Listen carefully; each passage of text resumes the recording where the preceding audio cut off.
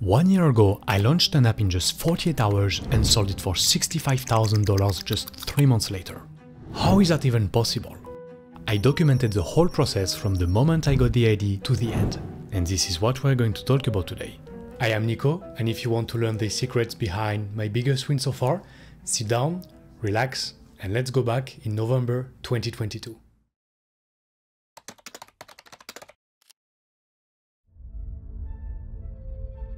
I just learned how to code 3 months earlier and was desperate for my first win. The previous projects I launched failed miserably and my savings were getting tighter and tighter every day. If I didn't figure out something in the next couple of months, I would have to give up and look for a job. So I had no choices. I needed to find new ideas to become profitable. One of those ideas was Open4Ads, a platform to connect advertisers with content creators. I was working on it on a few weeks already and needed a logo before launching. And keep that in mind because this is a very important detail. Back then, artificial intelligence was pretty new and everyone talked about it. Especially about generative AI, programs that could generate images and text from just a description. I didn't have the budget for a designer, so I tried to make my logo using those generative AIs. I got decent results and ended up using one of the logos for the marketplace. And this marketplace, I continued to work on it until one evening of December. As I was going to bed, I had an idea that would change everything for me. This logo I made using AI, maybe I could make an app from that.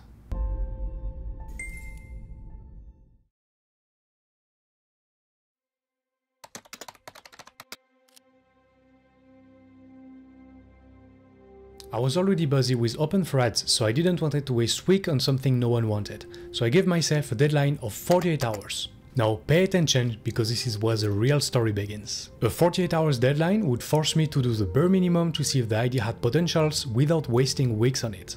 And for accountability, I opened Twitter and made a post saying I would launch an app in 48 hours. Now that I had my idea, I needed to see if I could make a prototype that could take a description and generate a logo from it. So I started doing some tests until I was too tired to continue at 11:30.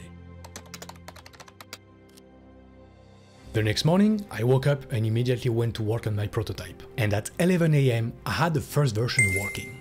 I would manually write code with a logo description, give it to the AI, and I would get a logo back. Since my technical skills were limited, I didn't do the AI myself. Instead, I used pre-made models and sent them instructions through what we call an API, and they would send me a logo back. The prototype was done, but I still had to build an interface to let users generate the logo from the website directly. But considering I had more than 24 hours left, I thought it would be no big deal. Or at least that's what I thought. Because at 10:40 PM, after working non-stop for the whole day, even during an earthquake, I was still not done. And I had to go to bed without the interface ready. And worst, in the middle of the night, I got woken up by drunk people screaming outside. I woke up the next day at 8:20 completely exhausted with less than 12 hours to finish the app. Coding was still pretty new for me back then, and at 1 PM I just realized that I didn't have the skill to finish the interface in time. In this situation, it would have been reasonable to delay the launch. But I made a post on Twitter promising that I would launch in 48 hours, so I had no choice. But I had an idea. A couple of weeks earlier, a guy named Peter Levels launched an app to make AI-generated avatars. But instead of coding a user interface, he used Typeform, an app to create and host forms online. But the key part is, they also have an option to collect payments. So instead of coding a full user interface from scratch, I could just use Typeform to collect the user information and tell them they would receive the logo within 24 hours. But behind the scenes, I would manually generate a logo using the code and send an email myself to customers. But it wasn't over. Even if I didn't need to make an interface anymore, I was still missing the most important part. And this part is often what will make or break your startup. And I'm talking about your landing page copy. If your website was a physical store, the copy would be the salesman. Simply said, it is the reason why people buy from you or not. And you could have the best product in the world, if you cannot sell it, it is worth nothing. The first step of a landing page is the hero section. It is what people will see right when they open the website. So I started with the headline. I needed a way to immediately show people what the app was about. And a great way to do that is to use comparisons. For example, instead of saying high quality and cheap logos, I wrote designer quality logos for less than a coffee. Another rule to make good landing pages is show, don't tell. So I made a small animation to explain how the app was working. Then I listed some of the main features, added a how it works section, a gallery with example, and a frequently asked questions section. For the pricing, I used a technique called decoy. You take your base price and you add 1 or 2 extra options. A cheaper one that isn't really a good deal, and a more expensive one with more features but is also way more expensive. And just by doing that, our first option looked like an amazing deal compared to the other ones. At 6 PM, I was finally done with the landing page, and it was now time to find a name for my new startup. For that, I kept things simple. It's an app to make logo using AI, so I called it Make Logo AI. Yeah, not the most creative name. But it's easy to read, it clearly conveyed what the app does, and most importantly, it was available. At 8 PM, the app was still not fully ready and I only had 40 minutes left. I still had to make a few tweaks like adding analytics so I could see where users were coming from. But luckily, at 8:48, exactly 48 hours after my initial tweet, the app was launched and I made a post on Twitter. After 48 hours of intense work, the app was finally launched. At this time, I was new on Twitter and I had under 500 followers. And 500 followers on Twitter, it isn't much. In fact, it is pretty much nothing. However, there is one very important detail.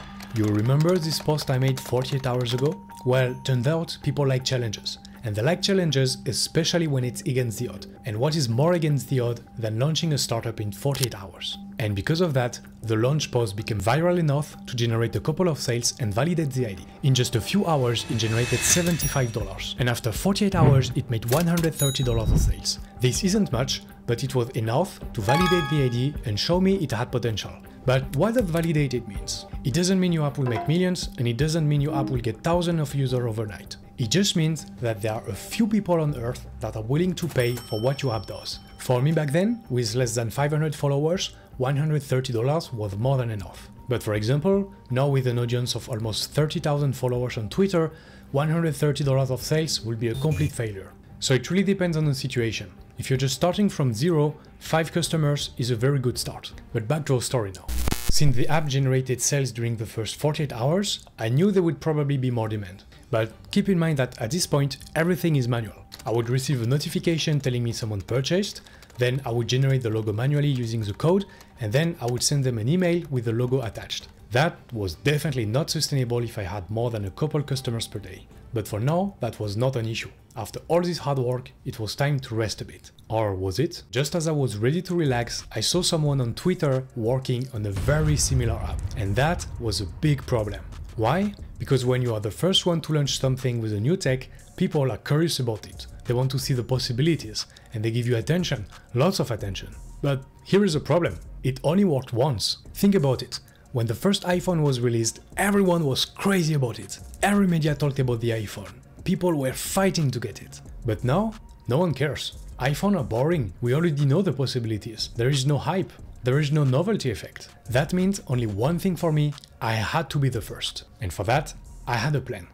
And this plan involved aiming to get an award on the biggest website for tech products. For those of you who don't know, ProductHunt is a website where new tech products are launched every day and get votes. At the end of the day, the 3 products with the most votes become product of the day and are featured in the newsletter and the homepage. But what's the point? Well, according to SimilarWeb, ProductHunt gets more than 4 million visitors per month.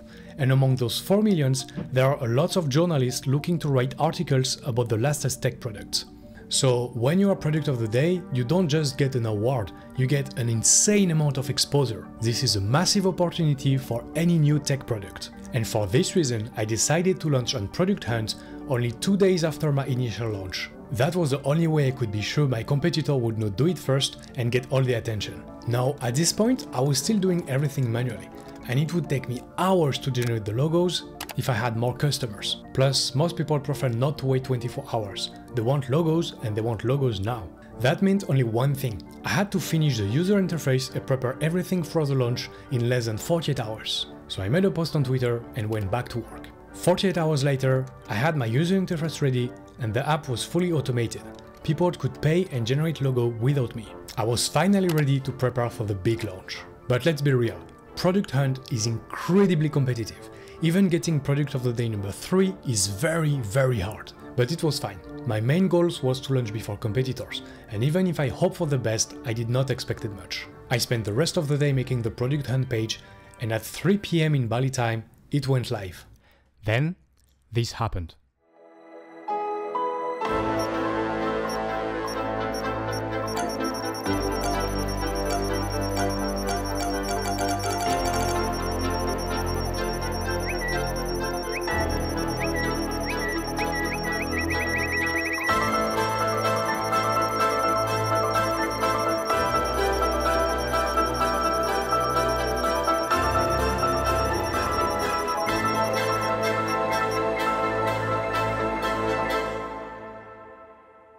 It completely obliterated the other products launching that day, and even better, it generated over 1,000 of sales during the night.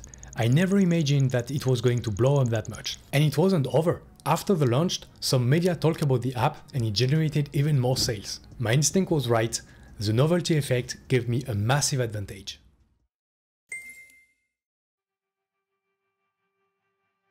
The hardest was done, but I still had work to do. During the weeks following the launch, the app kept generating revenue every day, ranging from $100 up to $500.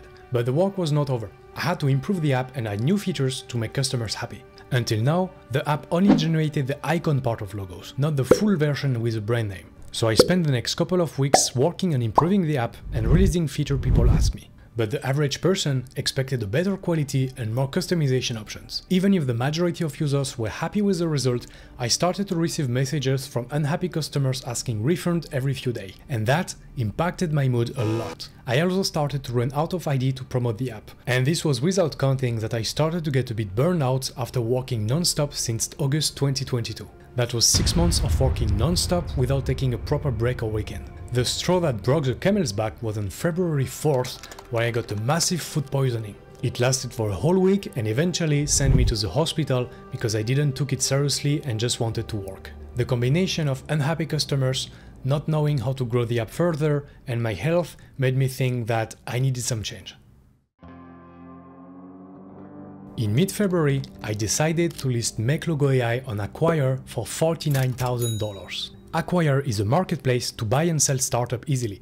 You just have to list it and they put you in contact with potential buyers, prepare the legal documents for you and everything else you need. A common practice when selling startups is to take the last 12 months of sales and multiply this number by 2 to 5 depending on the project. So I just multiplied my revenue by 2. I didn't put more than that because I wanted it to be a good deal for the buyer to finish the process fast. I prepared a full document explaining how to improve the app and fix the issue, then published the listing. It got approved the next day and I immediately received messages from potential buyers. I spent some time answering their questions by email, then scheduled all the calls with potential buyers during one day, February 24 of 2022. I was stressed, but the call went well, and scheduling them all the same day created some kind of bidding war between the buyers. The first buyer offered me $50,000 cash, another one offered me $60,000 but paid over 1 year. And finally, the last one did not want to waste time and offered me $65,000 cash to the condition that we would finish everything by the end of the week. And this was absolutely surrealistic to me. I would get $65,000 cash plus the $25,000 of profit I made with the app, which is a total of $85,000. And honestly, that was a lot for me. So I took the rest of the day off and I went to walk on the beach to think a little bit. I made sure the buyer was aware of the problem of the app, but he had a team of engineers that could both improve the quality of the logo and their interface. It was the perfect match for me. We concluded the sale shortly after, and on March 11, it was official, I sold my startup for $65,000.